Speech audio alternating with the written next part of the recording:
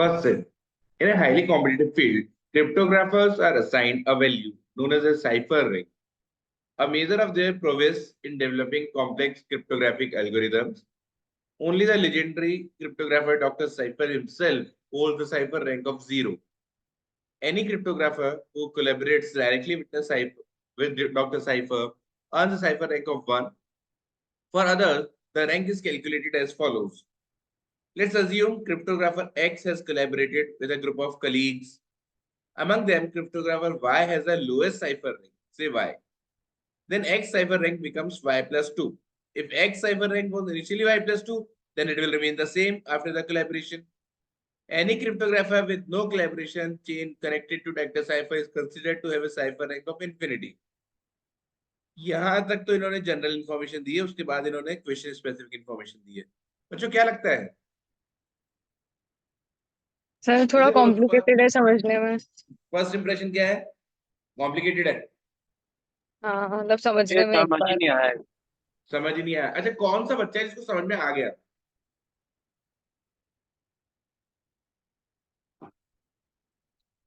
This is actual cat question. ये actual cat question है. Actual, बस वहां पे रैंक कोई दूसरी नाम थी, इन्होंने साइफर रैंक कर दी और क्रिप्टोग्राफर्स कर दिए और वहां पे मैथमेटिशियन था. ये एक्चुअल कैट क्वेश्चन है. ये क्या है मैं समझाता हूँ आपको. पहले इसको क्वेश्चन को अच्छे से समझते हैं, फिर इसका तरीका देखेंगे. तो डॉक्टर साइफर है, उन्होंने खुद को रैंक 0 दे रखा. अब यदि मैं डॉक्टर साइफर से डायरेक्टली रिलेटेड हूं ना, तो मेरी रैंक कितनी हो जाएगी बच्चों? 1. ठीक बात है? ठीक है. Yes sir. Yes sir. अब 4 जन है, ए या तो बी सी डी ई, इनकी रैंक है. बी का किसी से कोई कोलैबोरेशन नहीं है, बी अलग ही है, बी किसी को भी नहीं जानता है, तो उसकी साइफर रैंक इन्फिनिटी है, इनफाइनाइट. ठीक है. सी की सपोज करो 8 है. हर्षवर्धन म्यूट पे रहो. सी की सपोज करो 8 है. डी की सपोज करो 15 है. ई की सपोज करो 5 है.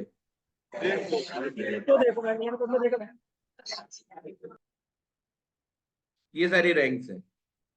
अब जैसे बी और सी साथ में काम करते हैं, सपोज बी और सी साथ में काम करते हैं, तो जैसे ये दोनों साथ में काम करेंगे ना, तो सबसे छोटी रैंक कौन सी है बच्चों इन दोनों में से? 8. तो सी की तो रैंक 8 ही रहेगी, पर बी की रैंक 10 हो जाएगी, उससे 2 ज्यादा. ये बात समझ में आई? Yes sir. अब जैसे सपोज करो, अब अगले दिन, पहले दिन इन्होंने काम कर लिया, अब अगले दिन सपोज करो ये चारों ही साथ में काम करते हैं. बी सी डी सबने साथ में काम किया, तो सबसे छोटी रैंक किसकी है? ई की. उसकी तो वो की वही रहेगी, पर इन सब की रैंक क्या हो जाएगी? उससे 2 ज्यादा, 7 हो जाएगी. ये समझ में आया? अच्छा, जिस बच्चे को ये समझ में नहीं आया वो यही रोक दो, क्योंकि यही है पूरा क्वेश्चन. सर ये 2 रैंक ऐड होगी, मतलब 15 + 7 हो जाएगी जैसे डी की, ऐसा?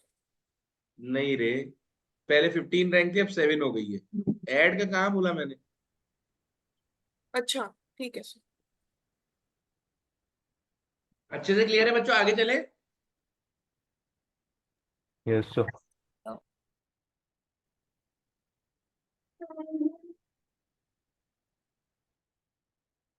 आप क्वेश्चन समझते हैं, अब क्वेश्चन स्पेसिफिक इंफॉर्मेशन पे आ जाते हैं. ये तो बेसिक था कि क्वेश्चन है क्या. अब क्या है क्वेश्चन की स्पेसिफिक चीजें, वो अपन देखते हैं. तो ये है, यहां से start. During the grilling 7-day cryptography summit, a select group of 8 elite cryptographer A से लेकर एच तक आए. तो मेरे को पता चल गया है कि मीटिंग के लिए कौन कौन आए हैं, ए से लेकर एच तक आए हैं. तो स्टार्ट करें अपना सॉल्व करने का तरीका. ए आया है, बी, बेटा ब्लेड थे. सर एक चीज पूछनी है. हाँ हिमांशी पूछ रहे हो क्या? हाँ बेटा पूछो. सर यहाँ पे ये जो लिखा हुआ है, if x cipher rank was initially y+2, third वाली लाइन, हाँ हाँ, it will remain the same, इसका क्या मतलब है? जैसे ए की 7th रैंक है और बी की 5th रैंक है. हाँ इन दोनों ने साथ में काम किया, हाँ तो बी तो लोएस्ट रहेंगे, वो तो फिफ्थ रहेगा ही रहेगा, और ये भी 7 का 7 ही रहेगा। अच्छा मतलब अपन को लोएस्ट रैंक के रिस्पेक्ट में 2 से बढ़ानी होती है रैंक। ये पहले ही बढ़ी हुई है 2 से, तो उसका मैं कुछ करूंगा नहीं, उसको वही की वही रखेंगे। ठीक है। ठीक है। और किसी बच्चे को कोई डाउट है अभी तक तो रोक दो, वरना आगे चलते हैं। No sir. आगे चलते हैं। अब देखो, एक 7 डे का सेशन था। 8 क्रिप्टोग्राफर्स आए to tackle the most challenging cryptographic puzzle. At the outset, only A had infinite cipher rank. मतलब इनिशियली केवल A की ही रैंक इनफाइनाइट थी। ये बात समझ में आई?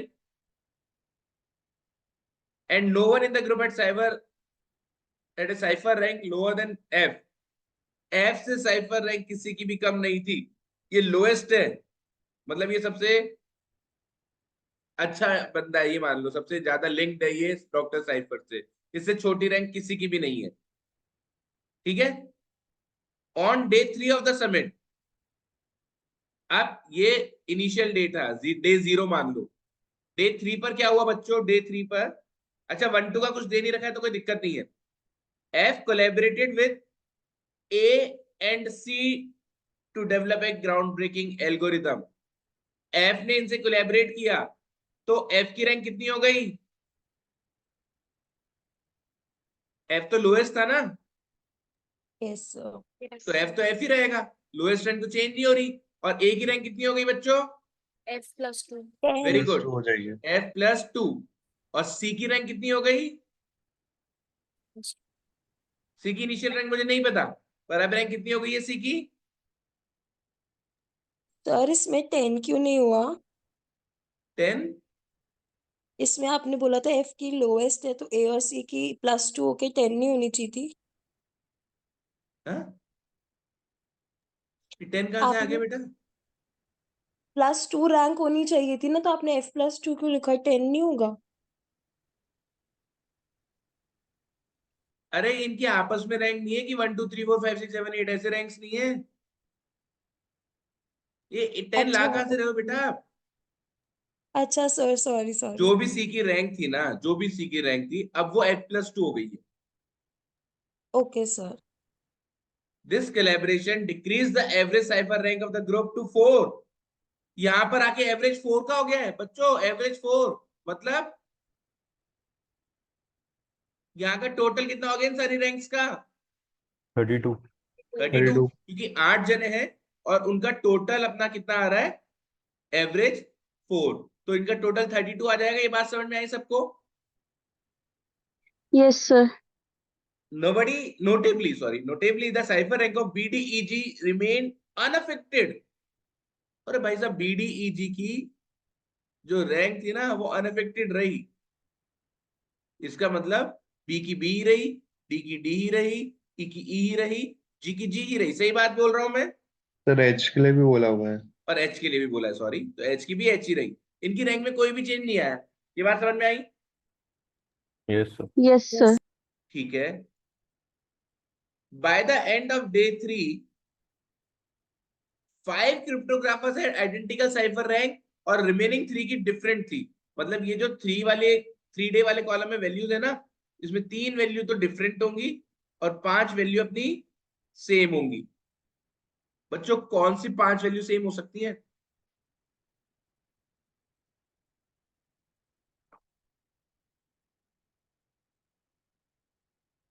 F+2।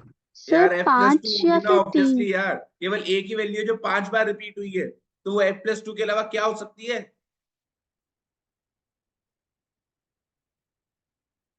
ये भगवान, अरे तुम लोग को ढंग से पढ़ना है नहीं पढ़ना यार?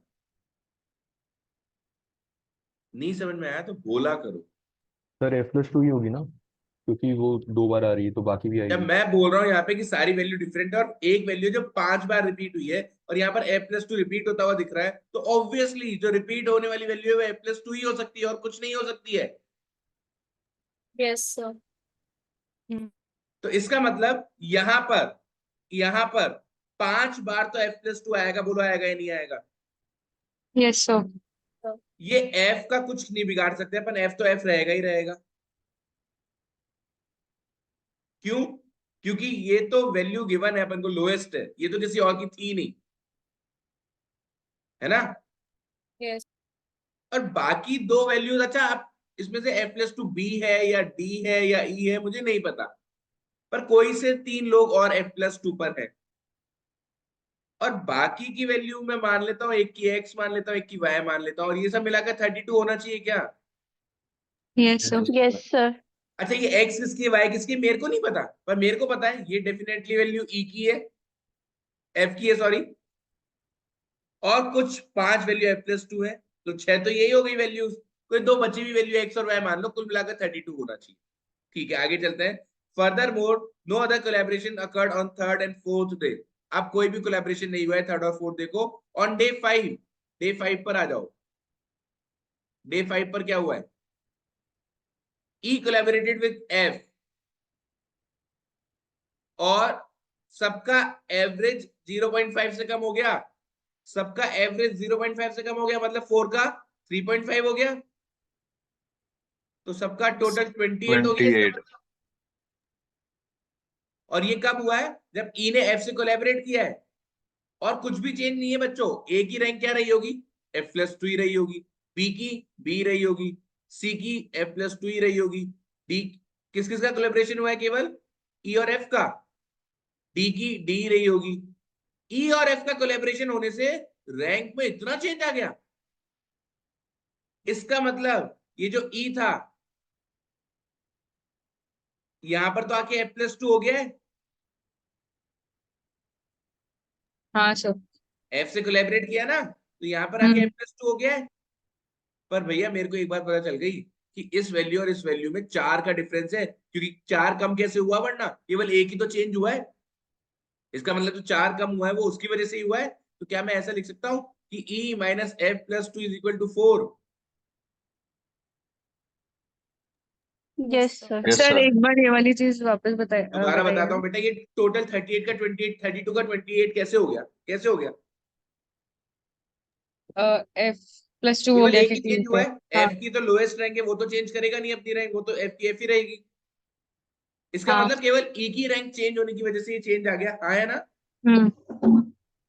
ठीक है, तो हाँ, इसका sir. मतलब ये हुआ कि E की इस वैल्यू में से यदि मैं इस वैल्यू को माइनस करूंगा तो आई विल गेट हम्म. 4। 4 का डिफरेंस है, हम्म. तो यहां से मेरे को E माइनस F मिल गया कितना? 6. 6 आया समझ में? हाँ, sir. The cipher ranks of other 6 cryptographers remained constant. तो इसका मतलब यहाँ पर E, यहाँ पे जो ये रैंक थी E की, ये f+6 थी, हम्म. तभी तो जाके f+2 हो गई अब। हाँ. ठीक है, तो इनमें से किसी भी एक को f+6 मान लो, लो खत्म करो। अब एक बार इसका टोटल करना कितना हो रहा है? 5f और 6f और 10. 7f। 7f plus y is equal to कितना हो जाएगा? 10 और 16 22. क्या? तो 16। 16. हाँ. बच्चों ये यहां तक कोई दिक्कत है तो रोक दो। No sir. नहीं, sir. ठीक है, और यहाँ का टोटल करने पर भी तो 28 आना चाहिए था। हम्म. एक f आएगा ही आएगा मेरा, क्योंकि वो तो ये वाली रैंक थी। हम्म. 5 बार रैंक f+2 आई है। खैर ये तो वही वही बात हो जाएगी। तो अब मुझको इनकी रैंक्स पता लगानी है। कैसे कर सकते हैं जल्दी सोचो। मैंने पूरा क्वेश्चन समझा दिया है, बहुत इजी सी टेबल है।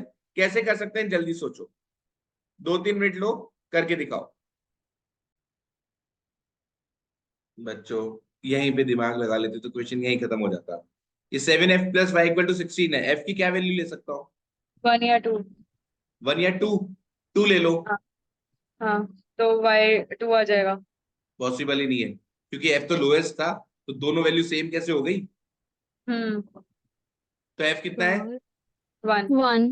खत्म और हो गया y बच्चों। f1 निकाल दिया आप लोगों ने, और y कितना आ गया फिर? 9. 9 रैंक थी y की, और f1 आ गया, तो e कितना आ गया? 7। 7 हो गया ना इस इक्वेशन से। Yes sir. तो अब एक बार इनकी रैंक्स लिखते हैं, थोड़ा कंफ्यूजन खत्म हो। ई की रैंक यहाँ पर कितनी थी? f+6 थी। f+6 बोले तो 7। 7 रैंक थी। यहाँ पे लिख रहा हूं मैं ना, ढंग से समझने की कोशिश करना। और एफ की रैंक, एफ तो कितना आ गया अपना 1, तो इसकी One. फर्स्ट रैंक थी, ये भी फर्स्ट रैंक थी, है ना। और ये F+2 था, F+2 कितना आ गया अपना, ये भी F+2 3 था और ये भी Three. F+2 था, ये कितने हो गए अपने, इसकी थर्ड 3 रैंक 3 थी, इसकी थर्ड रैंक थी, है ना। अब देखो क्या क्वेश्चन है, दोबारा समझाता हूँ। यहाँ तक क्लियर हुआ अच्छे से, यहाँ तक तो कोई दिक्कत नहीं आई। अब मैं ये सब सर हटा देता हूँ, सब हटा देता हूँ। ये 3 वैल्यूज निकल चुकी हैं। सर हाँ, सर अपन ने 1 क्यों ली, रैंक 2 क्यों नहीं ली?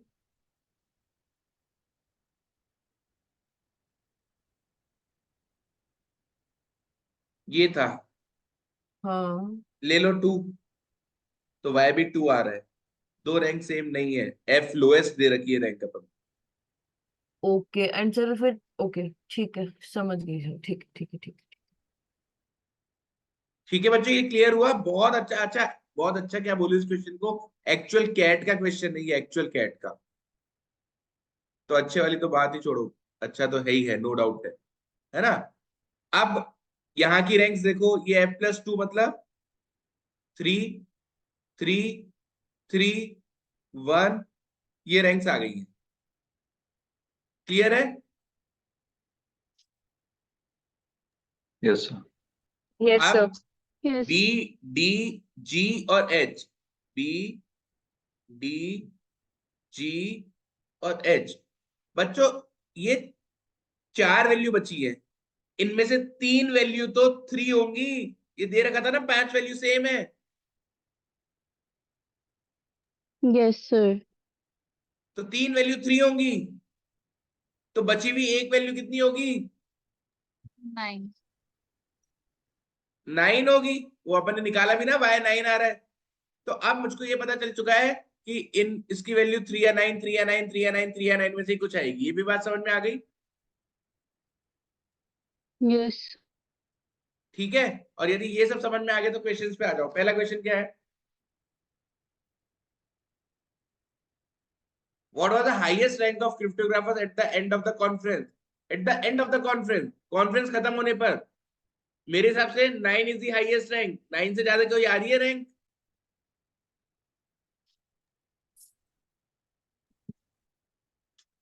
अरे 9 से बड़ी कोई रैंक आई क्या अपने पास? No, sir. तो हाईएस्ट रैंक कितनी थी, 9। आंसर चेक करते हैं, 9 is the correct answer. Second, how many participants in the conference did not change their cipher rank? Definitely, कितने ऐसे लोग हैं जिनकी रैंक चेंज ही नहीं हुई? बात करते हैं ए की तो चेंज हुई है, बी की तो ए को काउंट नहीं करूंगा मैं, है ना, नोट भी करता हूं कि ए को काउंट नहीं करूंगा। बी की, या बी की थ्रू आउट वही रही है, तो बी एक ऐसा बंदा है जिसकी चेंज नहीं हुई। सी की, सी की यहां से यहां पर चेंज हुई थी। डी की कोई चेंज नहीं हुई है। ई की चेंज हुई है। एफ तो लोएस्ट था, ये तो चेंज हो ही नहीं सकती थी। जी और एच, इनकी रैंक्स भी चेंज नहीं हुई है, वो की वही रही है। देखो आंसर कितना दे रखा, 5 है क्या? 5 एकदम सही आंसर है। The cipher rank of C at the end of conference was, C की साइफर रैंक कॉन्फ्रेंस खत्म होने पर 3 सही आंसर है। The cipher rank of E at the beginning of the conference was, E की cipher rank at the beginning कितनी थी, 7 सही आंसर है। How many participants had the same cipher rank at the beginning of the conference? Beginning में कितनों की same थी? तो देखो बात करते हैं, ये अच्छा क्वेश्चन है, कितनों की सेम थी बता सकते हो? इसका तो आंसर बता सकते हो आप लोग, कितनों की सेम थी? 3 की। देखो ए की तो इनफाइनाइट थी, ये तो सेम हो नहीं सकती। अब मुझे पता है यहाँ पर बी, सी की चेंज हुई है, तो सी की तो सेम नहीं, वो नहीं थी, है ना। बी, डी, जी, एच, इन चारों की यहाँ चेंज नहीं हुई थी रैंक। और इन 4 में से कोई 3 वैल्यू F+2 थे, कोई 3 वैल्यू 3 होगी। हम्म मेरे हिसाब से 3 है क्या? इसका आंसर कितना है? 3 है क्या? 3 सही है। क्या क्वेश्चन था ये बच्चों? सर हाँ बोलो। सर 4 जनों की क्यों नहीं हो सकती, ये चीज समझ नहीं आई मेरे ये को। बी डी जी एच में से 3 वैल्यू है हाँ केवल f+2। बेटा 5 सर वैल्यू सेम थी ना? 5 वैल्यू सेम थी। 5 वैल्यू सेम थी 5 में हाँ। से 1 और 2 तो यही हो गई। ओके ए तो और इन सी चारों की। में से कोई सी भी 3 को सेम ले सकते हैं, अपन चारों को सेम नहीं ले सकते, अच्छा ओके ओके ओके ठीक है इसीलिए। सर। तो बहुत इजी क्वेश्चन था ये, इन केस क्वेश्चन समझ में आ जाए तो।